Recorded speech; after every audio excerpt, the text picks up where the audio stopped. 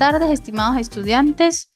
El día de hoy tendremos nuestra segunda clase de prácticas administrativas.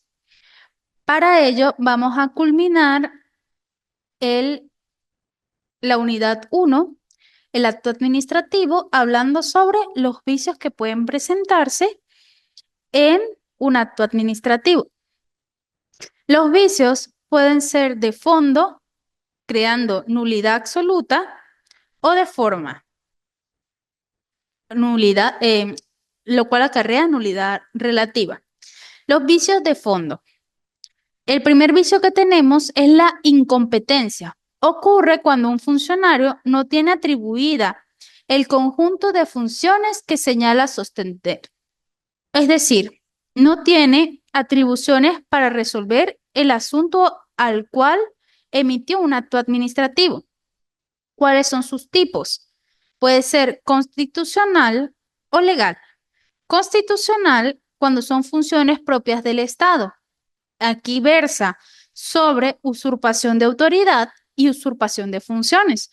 Usurpación de autoridad consiste cuando una persona que no es un funcionario público utiliza o emplea funciones propias de un funcionario público y dicta actos administrativos. Es decir, ocurre cuando un particular o persona sin investidura pública ni competencia asume funciones propias de la administración pública. Mientras que una usurpación de funciones ocurre cuando un funcionario público asume facultades que no le corresponden. En otras palabras, el funcionario público asume funciones de otro funcionario de la administración pública. Usualmente esto ocurre entre órganos que ejercen el poder público nacional. Por ejemplo, le corresponde al presidente designar a los ministros, pero la Asamblea Nacional mediante un acto administrativo lo realiza. Ahora, lo legal incide en la parte de la violación de competencias establecidas por la ley. En este caso se habla de extralimitación de funciones. Ocurre dentro de una rama del poder público, por lo que el funcionario asume unas funciones de otro, pero siempre en la misma rama. También tenemos, de acuerdo a Araujo Juárez, la incompetencia relativa. Puede ser por jerarquía o temporalidad. Por jerarquía ocurre cuando un funcionario público de menor jerarquía, por ejemplo, realiza un nombramiento de un cargo, pero no posee la competencia para realizarlo. Por ello, puede ocurrir dos cosas. Primero, que la persona que era competente para hacerlo convalide el acto administrativo. O segundo, que el acto administrativo se anule y quede sin efectos. Ahora, por su temporalidad, ocurre cuando un funcionario público que no se pronuncia sobre un asunto y opera el silencio administrativo, en ese caso, el administrado puede ejercer un recurso jerárquico y es en ese momento en que el funcionario se pronuncia, pero ya no tiene competencia temporal, pues esta fue transmitida a su superior jerárquico. El segundo vicio de la nulidad absoluta es la ausencia de la base legal, es decir, lo que se conoce usualmente como un falso supuesto de derecho. El hecho es verdadero, pero la norma aplicable es errónea, es decir, la norma jurídica es inexistente o errónea, no es la adecuada para regular esta situación, por lo que se da una mala interpretación o aplicación a la normativa. En tercer lugar, tenemos el vicio de la causa o falso supuesto de hecho. El hecho es inexistente, no ocurrió, es falso, no se relaciona con el asunto. En otras palabras, existe una interpretación errónea de los hechos, pero sirve de fundamento del acto. En cuarto lugar, tenemos el vicio en el objeto. Es imposible de materializarse el objeto porque es ilícito, indeterminable o indeterminado. Ahora, el último vicio aquí es por su finalidad. El vicio por su finalidad Está asociado con la desviación del poder, que se refiere a realizar fines distintos a los establecidos en la norma. Esto ocurre cuando en principio el acto ha sido dictado de manera válida, es decir, correcta, pero es difícil de probar la parcialidad del funcionario. L- lo que nos lleva a, a los vicios de forma o los vicios que pueden ser anulables, hablando de anulabilidad o nulidad parcial. En estos vicios tenemos en primer lugar el vicio en las formalidades procedimentales, el cual ocurre en el procedimiento que, en el que inciden o se ocasionan errores o no se cumplen todas las etapas requeridas por la ley. Entonces, la omisión de pasos esenciales puede conllevar a la nulidad del acto, pero si no son esenciales, estos pasos pueden ser subsanados. Aquí existen tres tipos de vicios que pueden englobarse en las formalidades procedimentales. El primero es la violación de trámites y procedimientos, en donde no se cumple con la tramitación, por lo que se anula de forma absoluta. También se puede hablar de un vicio de los derechos de los particulares, donde no se notifica al interesado o la notificación es ambigua. ¿En qué sentido? De repente no especifica bien por qué razón están realizándole un procedimiento o no le especifican cuál es el lapso que tiene para promover pruebas, etcétera. Son un sinfín de situaciones que pueden ocurrir. En ese caso, esta notificación es nula absolutamente. Eh, a menos de que la administración pública emita una nueva notificación para que cumpla con todos los requisitos de ley. Y también está la desviación del procedimiento. No aplican el procedimiento correcto. Tengo dos procedimientos existen dos procedimientos en la ley y yo he aplicado el procedimiento que no era.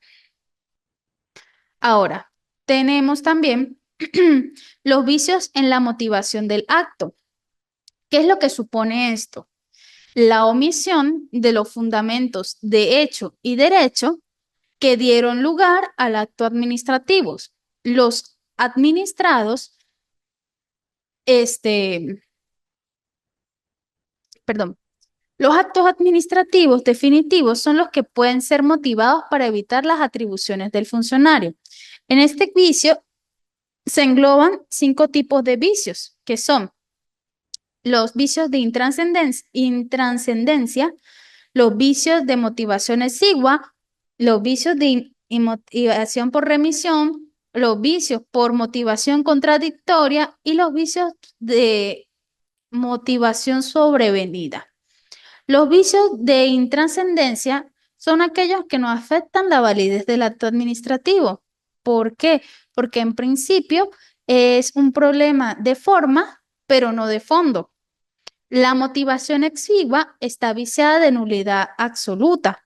La motivación por remisión es aquella que no expresa, no se especifica exactamente cómo llegó a esa conclusión, sino que lo atribuye a un acto anterior, a otro acto administrativo.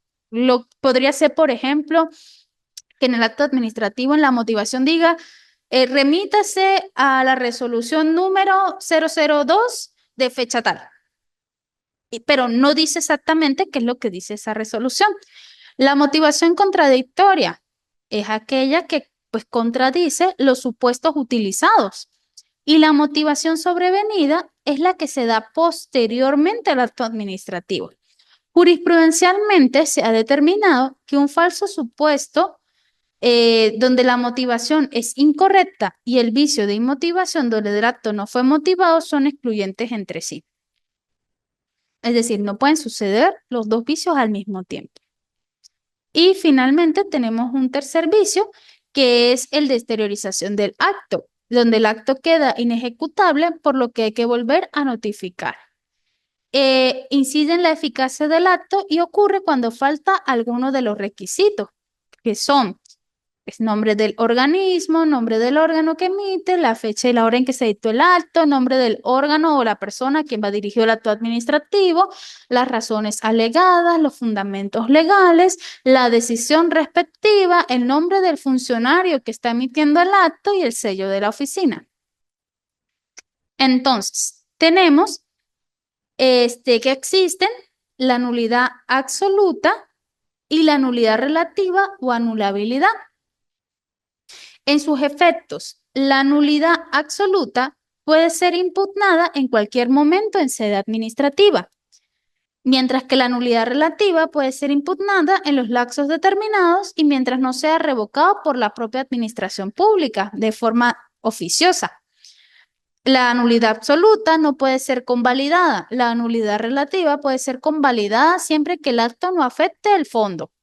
La nulidad absoluta puede producir efectos hacia el pasado, es decir, hacia atrás, y hacia el futuro, hacia adelante.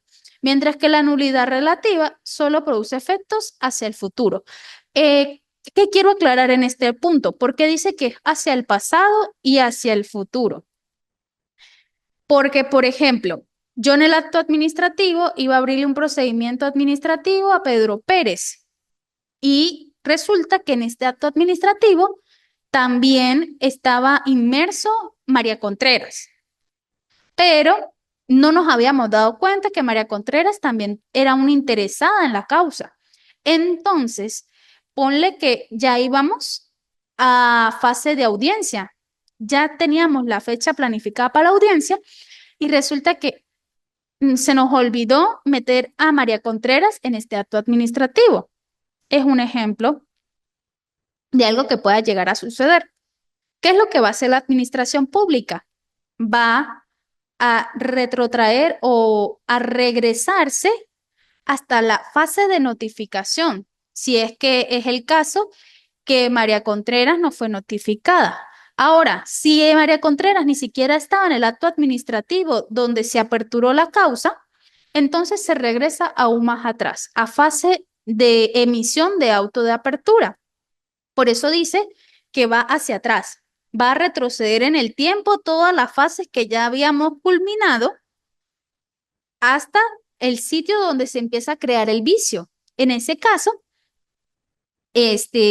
regresa hasta este punto y se corrige. Entonces, de ahí en adelante empieza una modificación de las fases en el futuro, porque empieza a añadirse un nuevo interesado a toda la causa que debe ser notificado e ir a audiencia. Muy bien. Ahora, la nulidad relativa, pues, es solo hacia el futuro porque yo, por ejemplo, en el acto administrativo le coloqué mal la cédula a Pedro Pérez. Entonces, hago una corrección de cédula, pero el acto sigue normal, porque yo lo único que voy a hacer es esa corrección y va continuando el proceso. La nulidad absoluta tiene como efecto que no crea derechos y obligaciones, porque se anuló, es como si no existiera ese acto administrativo.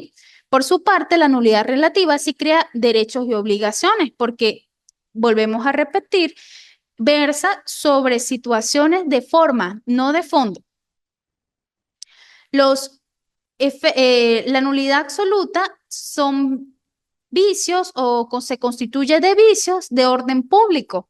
La nulidad relativa no son vicios de orden público. La nulidad absoluta tiene vicios que afectan afectos sustanciales, es decir, de fondo. La nulidad relativa afecta solamente a aspectos de forma. La nulidad absoluta se considera que el acto administrativo nunca existió, por lo tanto no produce ningún efecto. La nulidad relativa, el acto tiene una vigencia parcial mientras se hacen las modificaciones pertinentes. La nulidad absoluta puede conllevar a sanciones civiles, administrativas, disciplinarias y penales para el funcionario público que la emitió. Y asimismo, esto puede causar una suspensión de actos administrativos que gozan de legitimidad. Ahora, tenemos unos casos de nulidad absoluta, que son cuando está expresamente establecido en la ley, cuando se resuelve un caso precedente derivado con carácter definitivo y crea derechos particulares, cuando su contenido es ilegal o imposible y cuando sea dictado por una autoridad incompetente o con este, prescindencia total y absoluta de procedimientos. Esos son los 4 casos en los que se puede dar una nulidad absoluta. La nulidad relativa, no se produce por ninguno de estos casos, son por aquellos otros que puedan ocurrir diferentes a los ya indicados. Con esto, finalizamos el tema de los vicios y podemos empezar el módulo 2. Muchas gracias a todos por su atención y espero verlos en la siguiente clase.